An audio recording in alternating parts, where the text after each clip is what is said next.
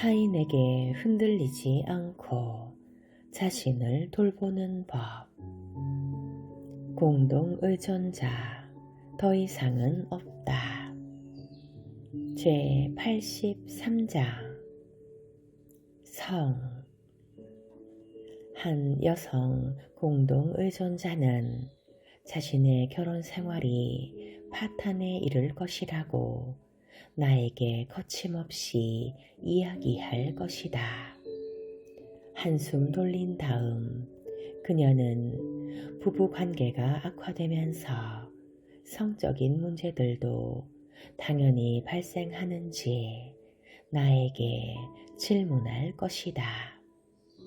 맞다. 성적인 문제들이 당연히 발생한다. 많은 사람들이 성적인 문제들을 가지고 있다. 많은 공동의존자도 성적인 문제들을 경험한다. 알코올 중독과 강박 장애는 친밀감과 관련된 모든 영역들을 공격한다.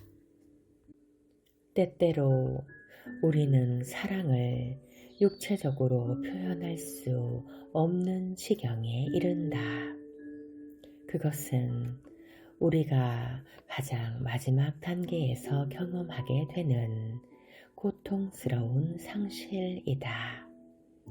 우리가 오랫동안 눈을 질끈 감은 채 현실을 부인하려고 해도 사태가 주는 충격은 그 문제가 쉽사리 해결되지 않을 것임을 우리에게 알려준다.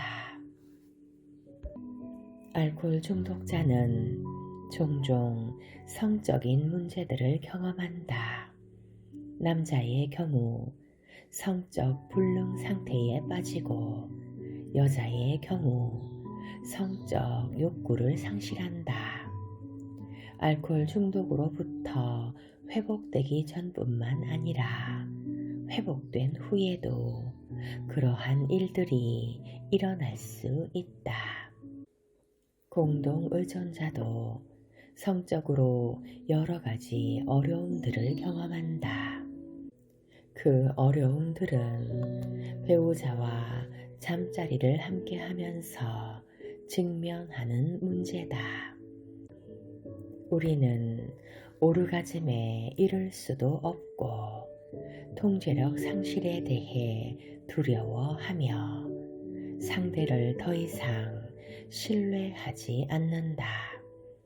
우리는 상대에 대해 감정적으로 거리를 두려고 하고 상대 때문에 마음이 상하는 것을 원치 않으며 상대를 갈망하는 마음도 사라지고 만다. 우리는 상대에 대해 극도의 불쾌감을 느끼며 자신의 필요를 채우기 위한 어떤 요청도 상대에게 하지 않기 때문에 우리의 욕구는 채워지지 않는다. 두 사람의 관계는 침실 밖에서보다 침실 안에서 더 문제가 된다.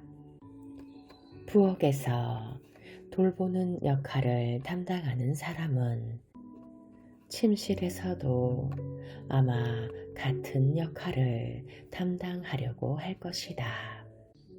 서로 사랑을 나누기도 전에 이미 분노를 느끼고 상처를 받았다면 사랑을 나눈 후에도 우리는 분노하고 상처를 받게 될 것이다.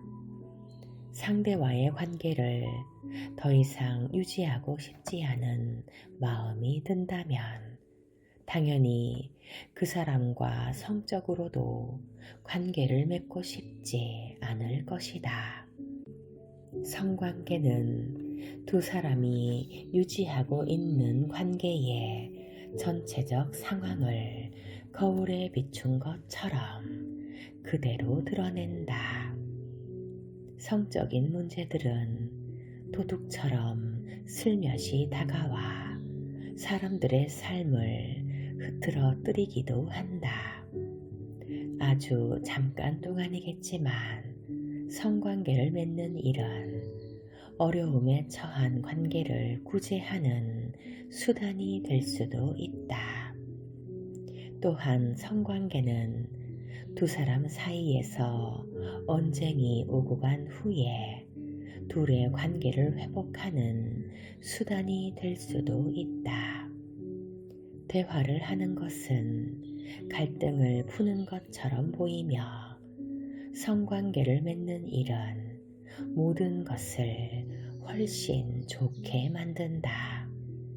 하지만 어느 시점에 이르면 대화가 두 사람 사이의 분위기를 바꾸어 내지 못하고 그들의 관계를 뿌연 안개 속으로 밀어 넣는다. 성관계 역시 두 사람의 관계에 더 이상 긍정적인 영향을 끼칠 수 없게 되고 상황을 오히려 더욱더 악화시킨다. 어떤 사람에게는 이를 닦아 상쾌함을 느끼는 것처럼 성관계가 정서적 만족감을 제공하는 순수한 치료 행위가 되기도 한다. 그러나 어떤 사람에게는 성관계가 굴욕감과 초라함을 느끼게 하는 시간이 될 수도 있다. 다시 말해 성관계가 또 다른 허드렛 일, 또 다른 의무, 원하지 않지만 해야만 하는 특별한 일로 전락하고 만다. 성관계 때문에 우리는 죄책감과 수치심을 느끼게 되고 자신을 속이려 한다. 결과적으로 성관계는 우리의 삶에서 작동하지 않는 또 하나의 영역이 된다. 나한테 무슨 문제가 있나? 라고 스스로에게 의문을 품는 삶의 영역이 또 하나 늘어난 것이다. 나는 성적인 문제들을 치료하는 전문가는 아니다. 나는 그 문제들과 관련해 어떤 치료 방법도 가지고 있지 않으며 전문적인 조언을 해줄 수도 없다. 그것에 대해 내가 알고 있는 것은 일반적인 상식 수준을 벗어나지 못한다. 그러나 나는 삶의 다른 영역에서 우리가 자신을 돌보는 것처럼 침실에서도 똑같은 원칙이 적용되어야 한다고 믿는다. 무엇보다 우리는 자신을 비난하고 미워하는 일을 멈춰야 한다. 일단 이 점을 우리가 이해하게 되면 우리는 자신에게 정직해진다. 우리는 도망가고 숨고 부정하는 것을 그만두게 된다. 우리는 자신에게 무엇을 느끼고 있는지, 무엇을 생각하는지를 부드럽게 묻는다. 우리는 우리의 대답들을 신뢰한다. 우리는 존중하는 마음으로 자신의 소리에 귀를 기울인다. 우리 자신을 학대하거나 벌 주지 않는다. 우리는 우리가 경험하고 있는 문제가 우리가 살아온 체계에 대한 정상적인 반응임을 이해하게 된다. 물론 우리는 여전히 문제를 가지고 있다. 그러나 이는 지극히 자연스러운 경험이다. 보복하려는 마음, 감정적으로 거리를 두려고 하는 태도, 신뢰의 부족, 혹은 부정적인 감정을 경험하지 않는 것이 오히려 비정상적이다. 우리가 잘못되고 이상한 것이 아니다. 우리가 처한 상황을 정리한 후에야 비로소 상대에게 정직해진다. 우리가 무엇을 생각하는지, 무엇을 느끼는지, 상대에게서 필요한 것이 무엇인지를 직접 말한다. 적절한 시점에 이르러 대화하고 타협하면서 가능성을 탐색해 본다. 우리가 스스로 문제를 해결할 수 없다면 전문가에게 도움을 청한다. 우리 가운데 어떤 사람들은 다른 상대와 성관계를 맺음으로써 위안을 얻으려고 했는지도 모른다. 우리는 자신을 용서할 필요가 있으며 자신을 돌보기 위해 해야 할 일이 무엇인지 잘 생각해 보아야 한다. 12단계 프로그램의 4단계와 5단계를 적용해 보자. 신뢰할 만한 사람에게 이야기를 하자.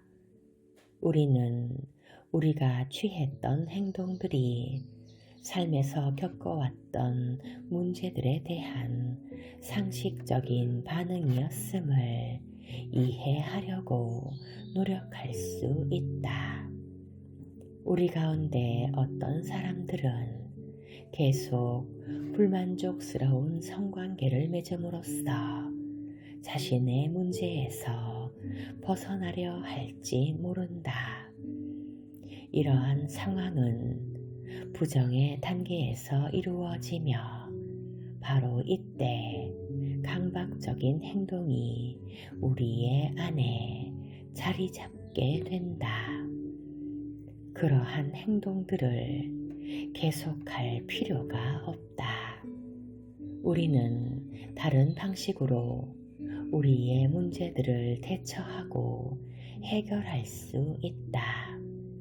우리는 자신을 용서하고 자신에게 상처 주는 일을 멈출 수 있다.